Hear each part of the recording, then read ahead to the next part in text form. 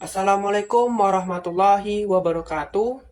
Perkenalkan, nama saya Muhammad Fauzian Nurdin dengan NIM F1D1230003 dari kelas A.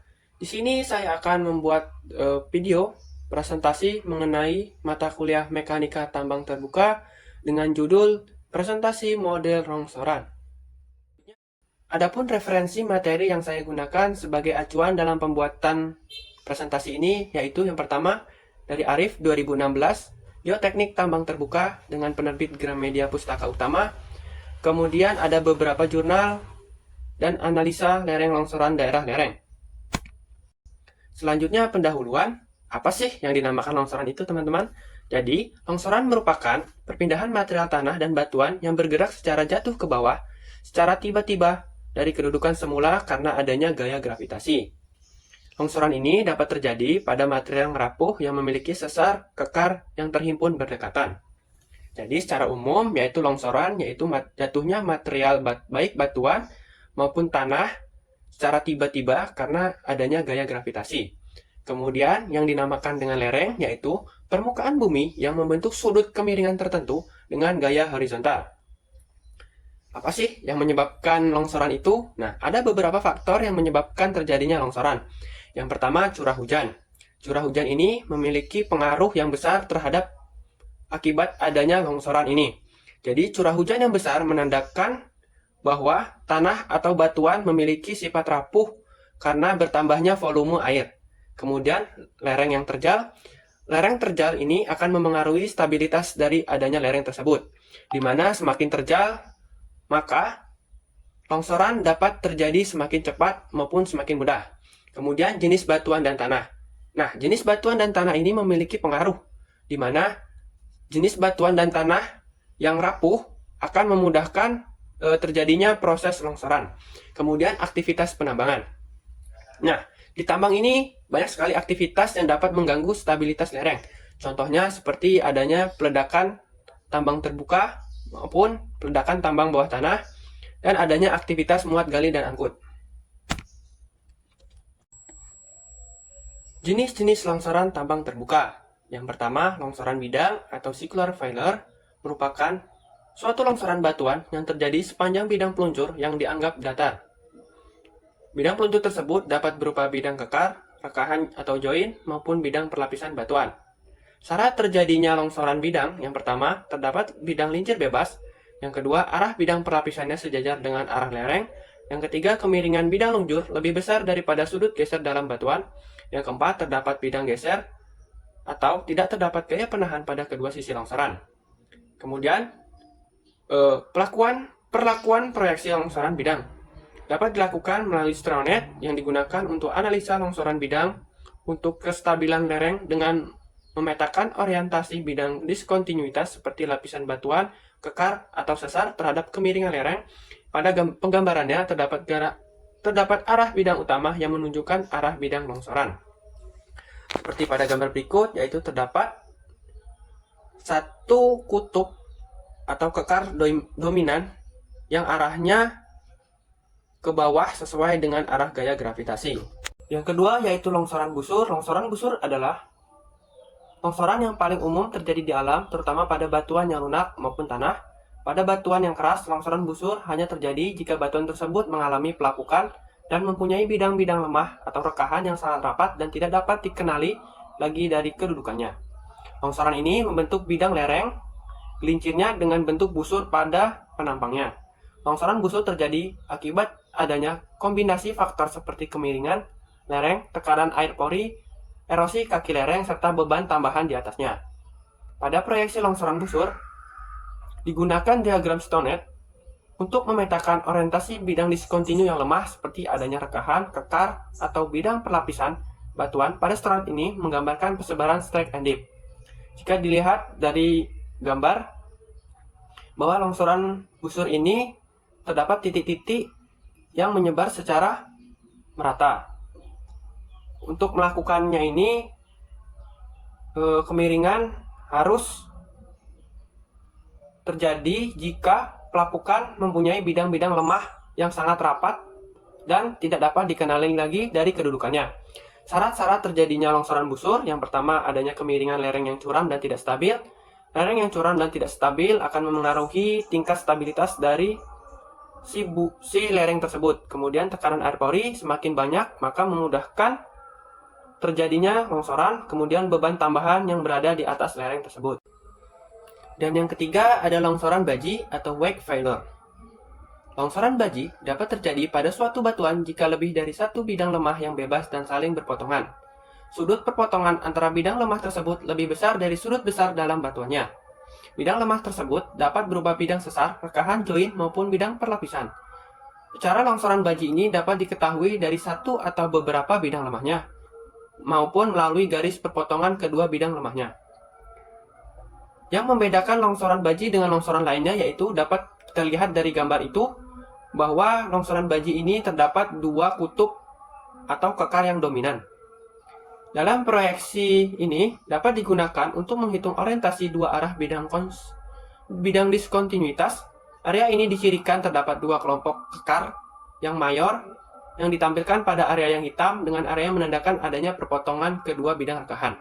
Jadi dapat disimpulkan bahwa longsoran baji ini merupakan pertemuan antara dua kekar mayor yang saling berpotongan sehingga terjadinya longsor. Dan longsoran yang keempat yaitu longsoran guling atau toppling failure.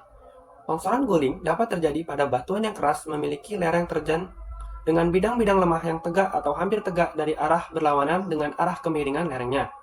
Longsoran ini berbentuk balok dan bertingkat. Kondisi ini menggelincir dan meluncur ditentukan oleh sudut geser dalam dan kemiringan bidang luncurnya. Tinggi balok dan lebar balok terletak pada bidang miringnya. Jika dilihat dari gambar ini, merupakan kebalikan dari longsoran bidang, di mana proyeksi stereografinya dapat dilakukan melalui stronet yang untuk dianalisis orientasi pada perlapisan terhadap lereng. Kemudian syarat utamanya yaitu sudut geser dalam harus lebih kecil dari sudut kemiringan bidang gelincir dan lebih besar dari sudut kemiringan lereng. Jika kondisi ini terpenuhi, maka blok batuan akan mengalami gelinciran dan guling. Dan longsoran yang keempat yaitu longsoran guling atau toppling failure. Longsoran guling dapat terjadi pada batuan yang keras memiliki lereng terjal dengan bidang-bidang lemah yang tegak atau hampir tegak dari arah berlawanan dengan arah kemiringan lerengnya. Longsoran ini berbentuk balok dan bertingkat. Kondisi ini menggelincir dan meluncur ditentukan oleh sudut geser dalam dan kemiringan bidang luncurnya. Tinggi balok dan lebar balok terletak pada bidang miringnya. Jika dilihat dari gambar ini, merupakan kebalikan dari longsoran bidang, di mana proyeksi stereografinya dapat dilakukan melalui stronet yang untuk dianalisis orientasi pada perlapisan terhadap lereng. Kemudian syarat utamanya yaitu sudut geser dalam harus lebih kecil dari sudut kemiringan bidang gelincir dan lebih besar dari sudut kemiringan lereng. Jika kondisi ini terpenuhi, maka blok batuan akan mengalami gelinciran dan guling. Kemudian ada beberapa kasus mengenai longsoran-longsoran yang tadi sudah dijelaskan. Contoh pertama yaitu longsoran bidang terjadi pada tambang batu bara Senaping, Kalimantan Selatan pada tahun 2020, yang dimana terjadi pada drainase tambang akibat curah hujan yang tinggi yang mengakibatkan tekanan pori udara meningkatkan massa batuan. Lereng yang longsor memiliki bidang diskontinuitas yang persisten, berpotensi menjadi bidang gelincir. Analisis ini berasal dari area yang membasahi bagian dalam di mana infiltrasi air hujan menyebabkan penurunan stabilitas lereng. Longsor ini menunjukkan hubungan langsung antara curah hujan dan perilaku massa batuan bidang gelincir.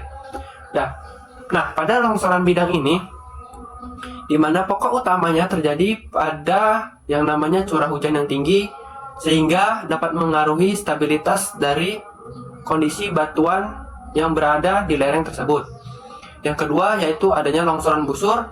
Longsoran busur di Pring Surat, Temanggung 2014 terjadi pada ruas Pring Surat yang terletak di daerah perbukitan. Terjadi longsoran dengan bentuk busur akibat curah hujan yang tinggi dengan keadaan tanah yang tidak stabil. Analisis menunjukkan bahwa longsoran ini memiliki bentuk melingkar dan memengaruhi stabilitas lereng jalan. Penanganannya dapat dilakukan dengan memperkuat geotekstil untuk meningkatkan stabilitas lereng. Kemudian longsoran baji, longsoran ini di lereng PB 954, tambang terbuka Grasberg. Tambang ini hasil analisa kinetik dengan menunjukkan adanya potensi longsoran baji di 13 lokasi.